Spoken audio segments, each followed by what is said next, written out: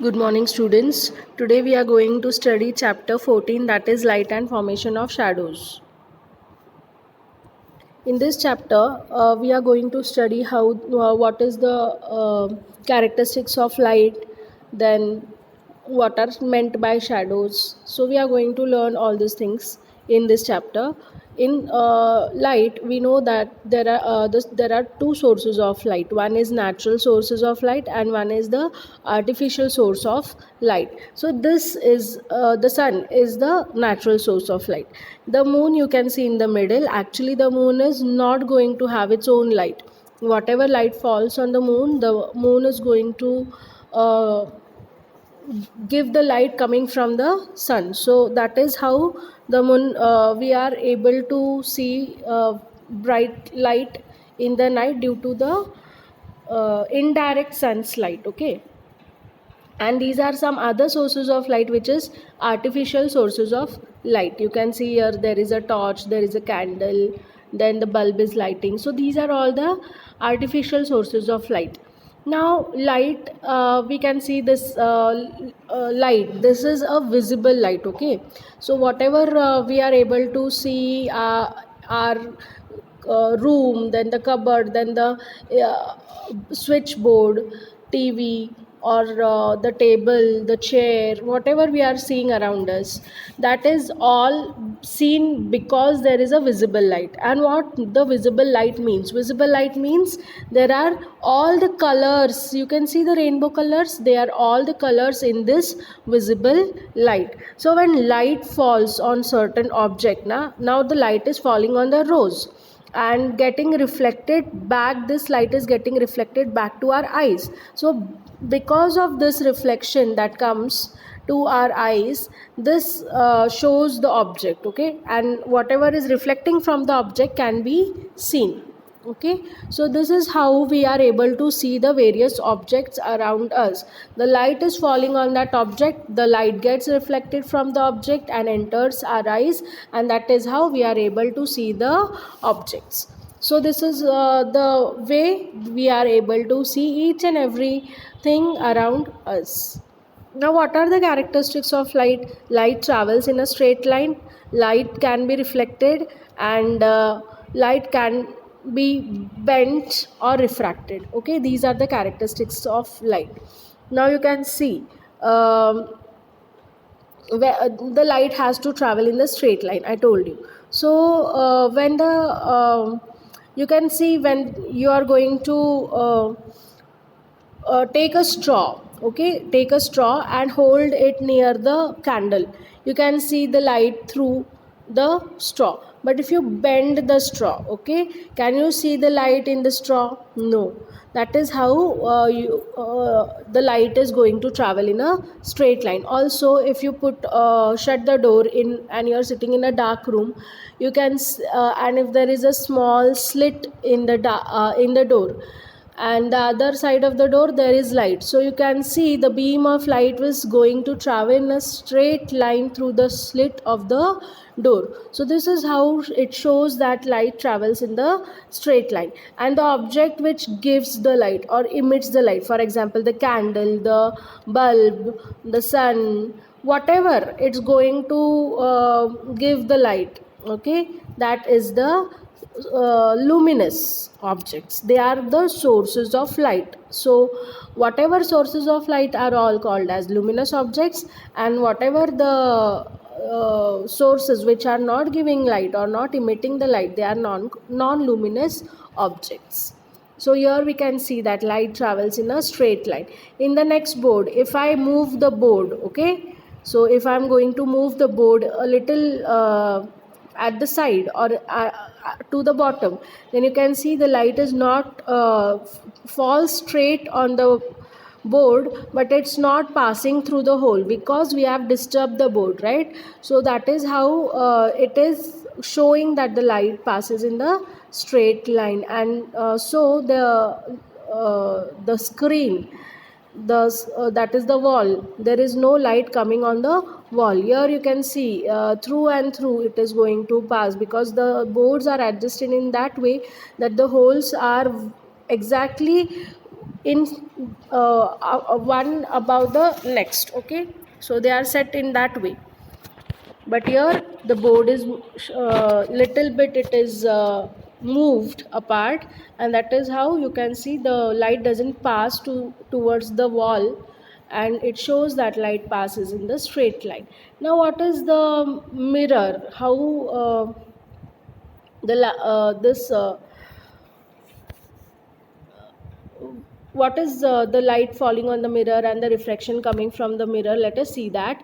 When you are standing in front of the mirror, whatever your right hand is there, if you raise your right hand and you see in the mirror you will feel that as if you have raised your left hand. So whatever your right hand is, it becomes the left hand in the mirror. So this type of reflection is called as lateral inversion. Okay, so you can see the changes, it becomes opposite side. Okay, so that is the lateral inversion. The side will change, the right will become the left and the left will become the right, in that way.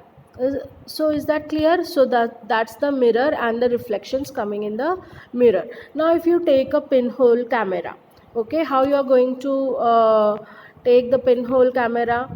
So if you are taking the pinhole camera, you are supposed to make a hole in the middle, and you are going to cover the sides, okay, the sides of that box from with white color paper. Okay, so the other light doesn't pass through any of the side, and you are making a small hole in the one side of the box. So when you hold the candle in front of this hole, and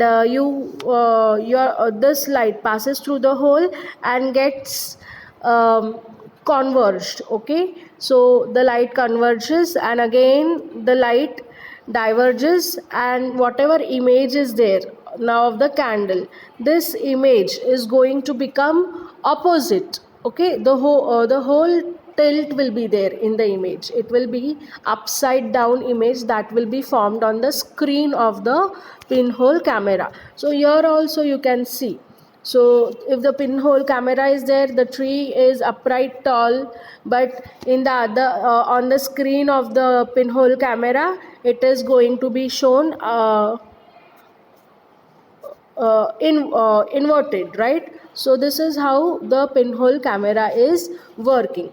The rays of the light converge, and then you can see the inverted image on the screen of the pinhole camera. So AB becomes BA. Okay, now let us study about the shadows. So shadow is made when an object blocks the light. Okay, so when I am going to stand in front of the light, then I am blocking the light, right? So when I block the light, behind me the shadow is going to form. So light travels in a straight line, so if it is blocked, there must be a shadow that is formed. So there are three types of materials actually. Transparent material, we know, the material where the light passes through and through. So the light is going to pass out through that transparent material. Now what is this transparent material? The glass, the crystal, they are all transparent. Now translucent, what is it? That the light is able to somehow pass little bit through that object. Okay, so like the tissue paper, the frosted glass, sometimes the opaque glass will be there to the windows, which is not very transparent. So through that also light comes, but it is not exactly clear. Okay, so that is the tissue paper, frosted glass, they are the examples. And opaque material through which light cannot pass. Okay, through that the light is not at all going to pass. For example, wood or a wall, anything which is opaque. So you can see some examples over here of transparent, translucent. See here, this is the glass. So the light is passing through the glass and you can see the clear image of the light.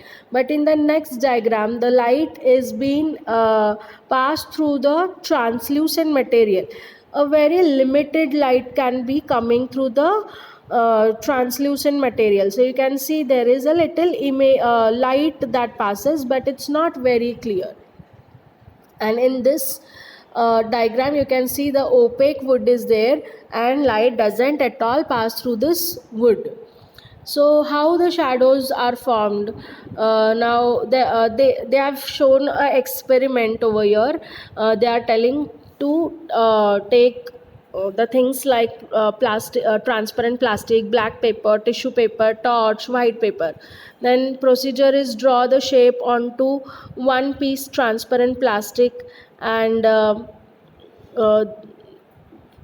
second pieces of paper, can be any paper, tissue paper or a black paper. Now put the cut out shapes one by one under the light. So shine a strong light onto the white paper. Now what you will see? Okay, so conclusion will be, on the black paper the maximum shadow is being produced, but on the tissue paper, on the transparent paper, the shadow cannot be produced. On the dark surface you can see that the shadow is being produced. You can see this different types of shadows by taking the tissue paper, taking the dark black color paper, or taking the white tissue, transparent plastic paper. Okay, you can see that. So you can make any shape of your hands and make the shadows, and you can make any birds, and you can do this activity at home also. You can impose the shadows on your wall by doing certain hand actions. So the what is the characteristics of the shadow?